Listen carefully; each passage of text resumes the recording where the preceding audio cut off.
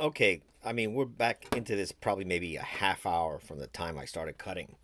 So this is the last paddle. You put this DAP contact cement on both sides, let it dry for a few minutes, and this is the last one, number 800. Put it on, and then once you put it on, move it around a bit. Now you see how this moves around a lot, and you got to be careful with this because it's gonna push out all the goop. So when you put these clamps on, as you can notice, it starts moving. So you might have to take the clamps. See how it moves? So you might have to like adjust these clamps. And the rule is you can never have enough clamps.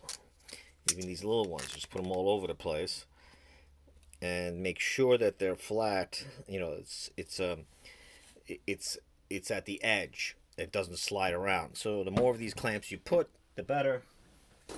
And then adjust them after you're done, so that this way you adjust them a bit. I gotta go back and put clamps on the other ones, and then it's going to push out all the extra on the bottom.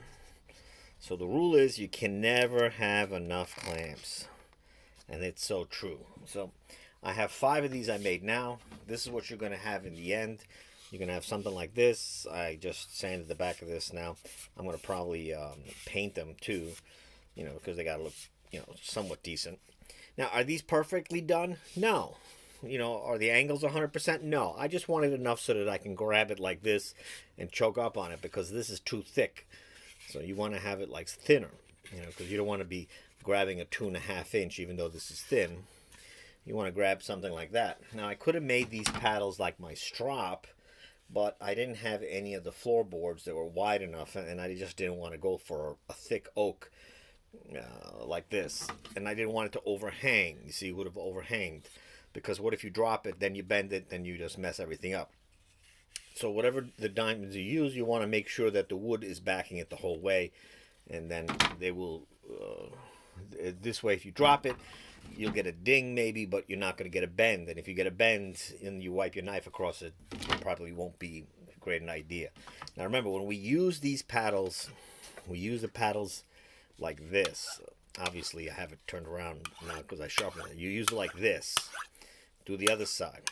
And your imperfections will give you the convex.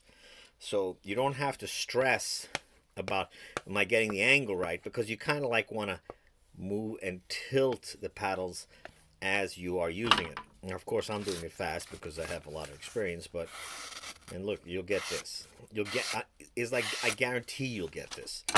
So anyway, happy paddle making, and I'll show them.